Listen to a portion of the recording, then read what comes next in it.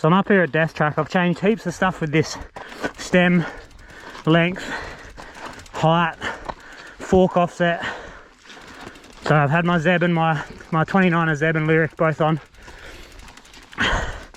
And I'm back on the 27 fork for just to get that ride height back down. The front end being that jacked up because of the extra axle to crown length of the 29er fork had it too high, which made the back higher again. And I was kind of hunting for a feeling out of the back, and I was off the back on the pedaling on the climbs. It just made it like slacker and not quite as enjoyable.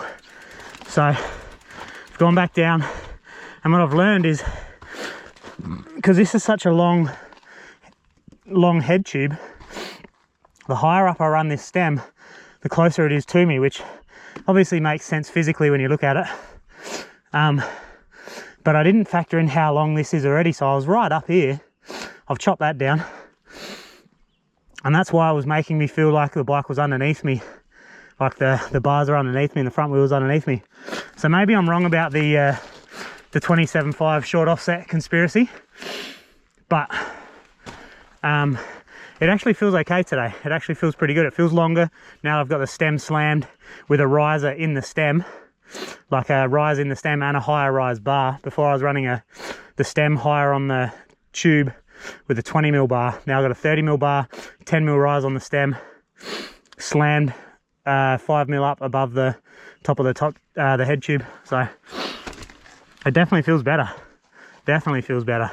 No tokens still in this fork, and we're at, oh, this is a tricky bit.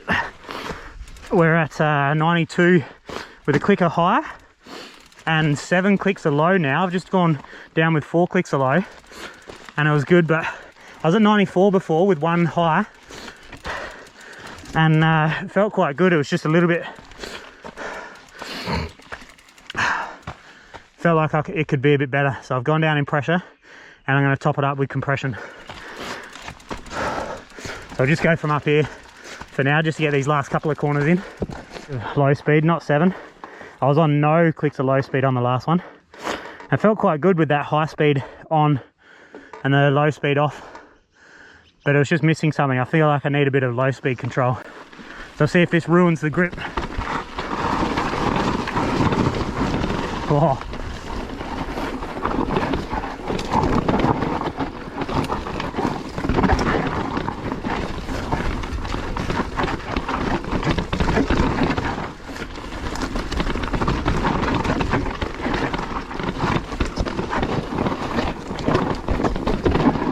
Yeah, I'm not sure about that.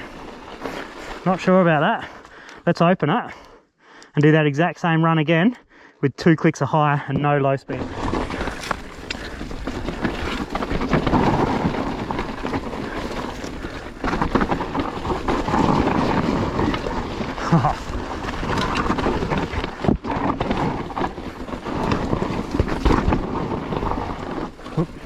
Offline a bit there. I certainly like the resistance I get from this extra high speed and the freedom of movement on the front with the less low speed. But I think I might, yeah, see, once we get moving, that high speed gets a little dainty and choppy. Not dainty, but certainly choppy. Woo! Makes me kind of ride dainty, like I'm holding on a bit. So we certainly don't want that. Let's go 1 high and 1, 2, 3 low. Drop from here. We'll just get the faster bit coming up. So back up in control, but it's not really supple yet. It's still kicking around in stuff like that.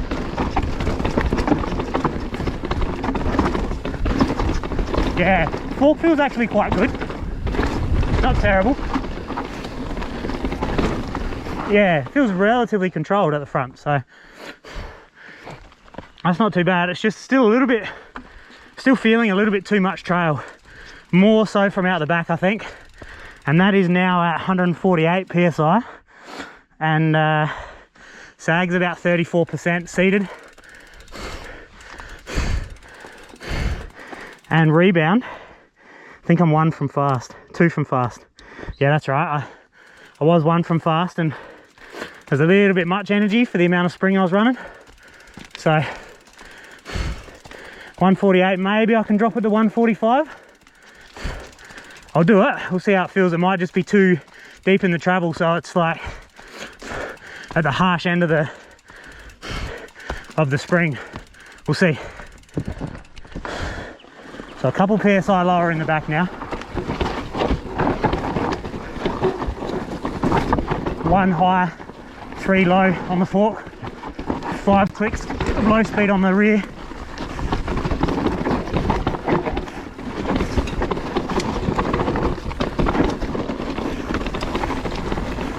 Pretty loose out here, as you can probably tell. But that back's still just strong off the top, that's all. Like it's fine in the middle, it's strong off the top. Yeah. What are we going to do with that? So that's 2 clicks off of fast on the rebound.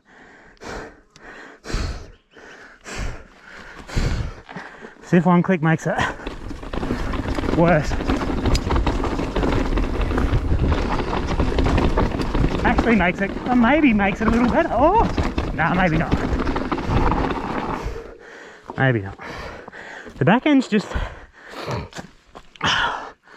a little bit choppy. Just a little bit choppy. Don't know where to go with that spring now. So that's, you can see I'm not bottoming, but I don't have any real big hits here either. You can see that. Maybe I'll just open that compression a couple of clicks. 4, 3. And we will keep the rebound a little slower. Just so there's not too much energy coming out at the moment. Till we get our head around it.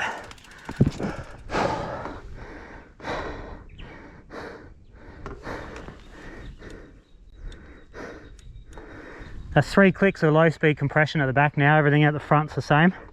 I do have another trick up my sleeve with this rear suspension, but we'll see how this goes. Then we'll change it up. We'll just do this short little bit down to the bag. Yeah, see, less compression actually makes it more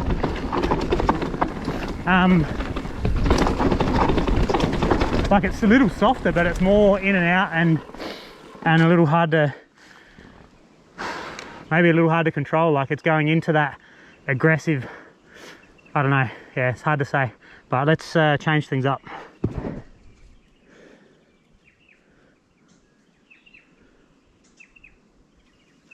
Voila, coil shock. So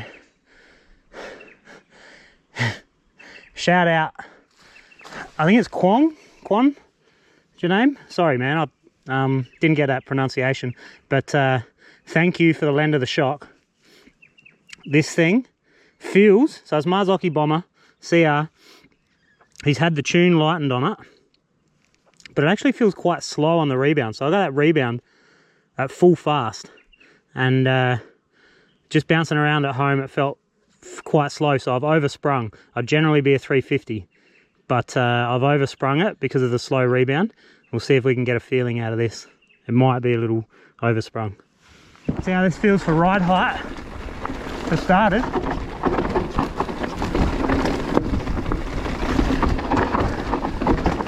It's a little high in the back, but it's doing the job.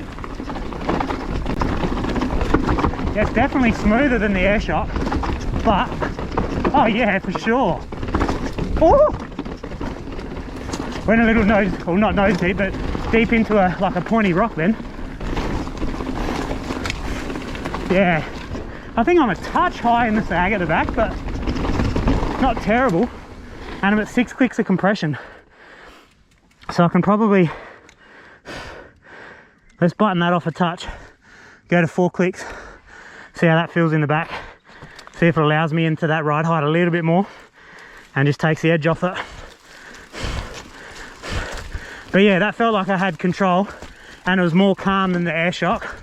Like there's less force coming out of the middle of the stroke. So coil, it's just a consistent progression throughout the the compression of that spring, so it kind of irons out any funny stuff that the air spring does, but it will also potentially highlight any shortcomings in the shape of the kinematics of the bike. So that felt straight off the bat, that felt quite good. So didn't feel like I was blowing through the travel or anything like that. Just maybe a little stiff, a little high. Generally, to drop that ride height a little bit, if I didn't have any other factors to use, I'd just slow the rebound down a touch to take a little bit of that energy away from the return stroke, and that generally drops the back a touch. But I want to feel this compression stroke first. See what the ride height's doing down these couple of steeper turns. So 2 clicks less on the compression. Rebound still full fast. It's a bit of a clunk there, like not enough. Oh, maybe not, maybe like not enough support on that initial hard hit.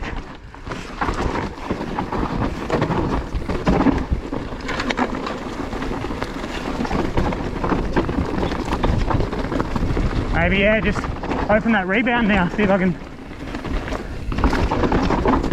Whoa. Yeah, I'm not sure about that compression. Probably keep it stiffer. Absolutely. 6 clicks. Now let's close this rebound now. If I can get to the knob, it's super tricky to get to. Have a look where it is. Like, it's right in here, so you got to kind of play fingers Ferguson and get you. One. No, I didn't move. That's a bugger of a spot. There we go.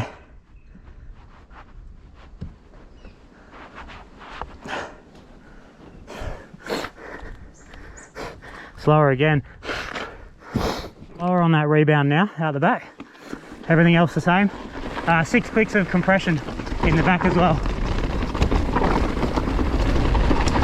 I feel like it's going to be packing,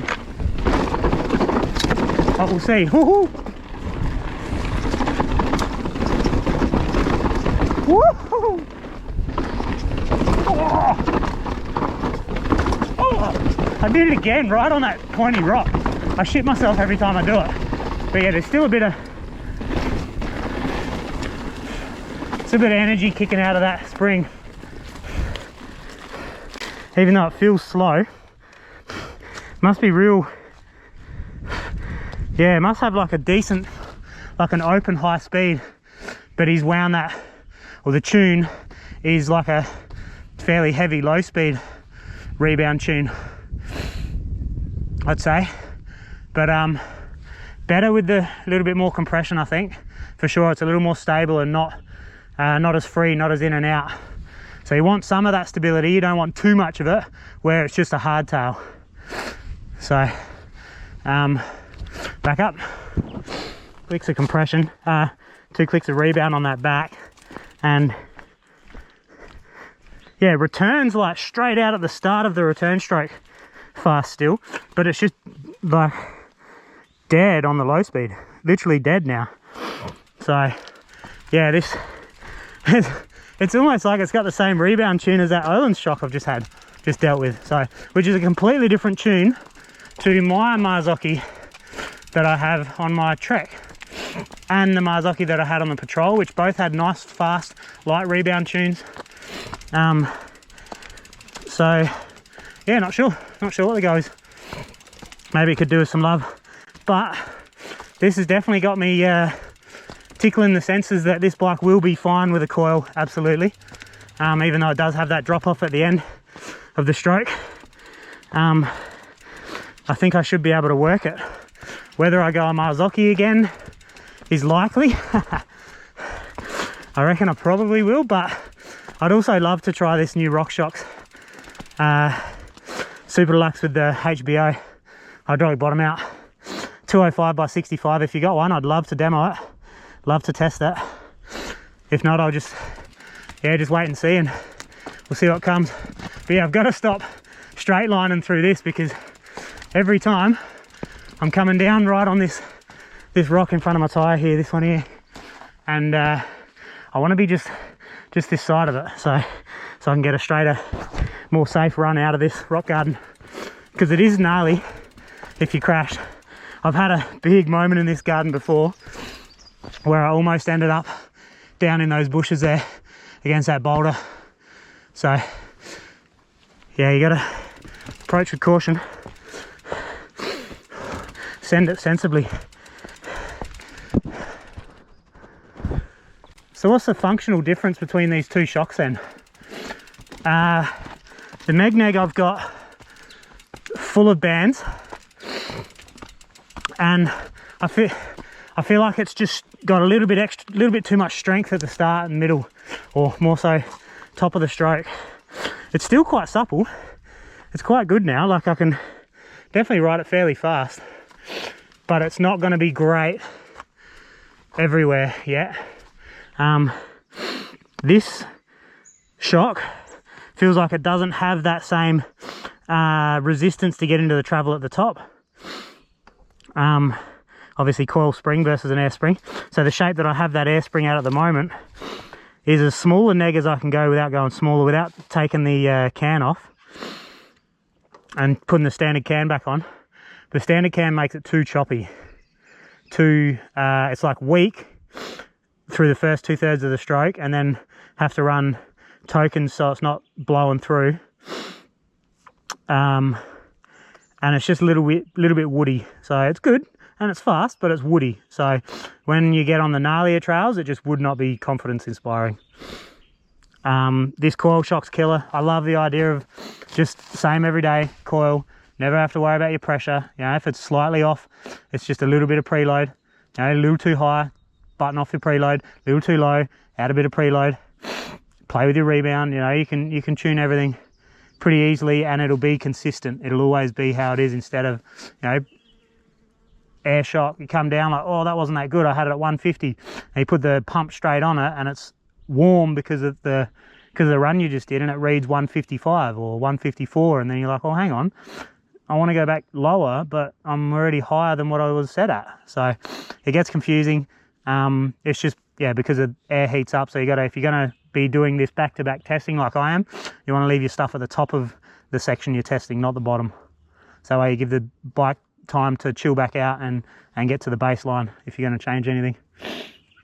So anyway, I've had a reasonably productive morning out here. Pretty flogged, to be honest. It's been yeah, it's been a big morning. I'll put that air shock back on, and we'll send it down to the bottom. I've got the backpack on, so I won't be going hard, but yeah, maybe I'll order a coil. Maybe this air shock can it's close. It's real close. Like, it's good. I'm not going to run an air shock anyway, am I? Like, let's be honest. I don't like air shocks. I like the performance, but I just don't like the inconsistency.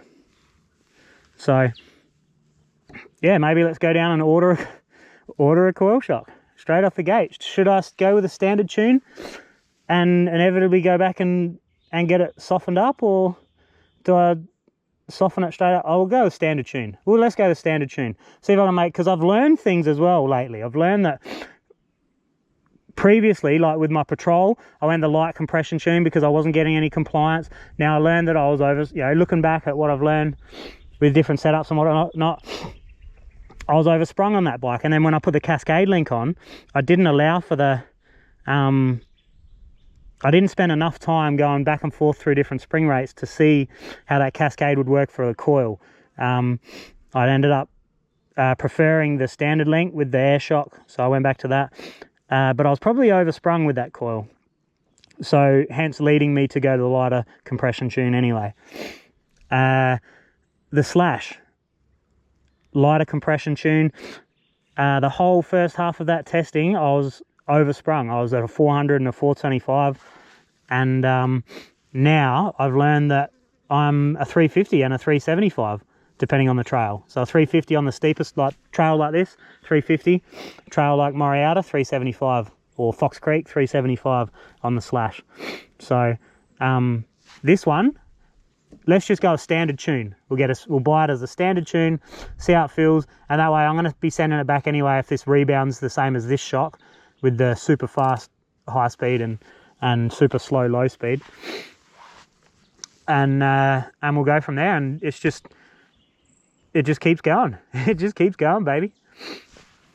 So I'm starting to like this actually. This bike's starting to feel good. I've got confidence in the front end. I've got confidence in the length of the bike. I've got confidence in that the offset in the fork now. It doesn't feel like it's underneath me as much anymore. So it's crazy, like just little setup things that, you know, I've read in forums and heard people say and whatnot, and haven't given it too much weight because I haven't needed to apply it to something that I have. But now that I've been through this here and had to apply it, yeah, it makes sense that lower stem, especially on a slacker head angle, the lower you get that stem, the more full reach you're going to have, you know, specified reach you're going to have, and the less odd it's going to feel relative to how they designed the bike to feel, I guess. So, yeah, this is just part of the process. Testing bikes, setting up bikes. You never know where you are. You know, no one knows exactly how to go about every different bike until they've played with it. So, but I'm definitely not into the high sag that Banshee recommends, the 15 to 18 miller sag. That is just way too high in the back to make anything where I couldn't ride a track like this. No way. And I wouldn't be able to get that shock supple enough at that kind of sag. No way. It'd just be way too much force coming out of it. So I'd have to run, at that sag, I'd have to go standard can, no tokens pretty much to get 15 to 18 mil sag, or 18 mil sag. It'd be no token standard can, maybe one token standard can. So, and then it'd just be stink bug. It'd just be high in the back and squaring up the front. So like steepening up the front. Anyway, that's been Death Track. It's only a short stretch of trail that I've tested on, but I find it really good. Like as I tip into this little flat left-handed descent, that's where it really shows off whether your bike's compliant or not, and coming into that rock garden, because you'll either get darted and having to work to hold your line, or you can just sit and point and shoot. And I'm closer to point and shoot than holding onto my line at the moment, but I'm not quite there.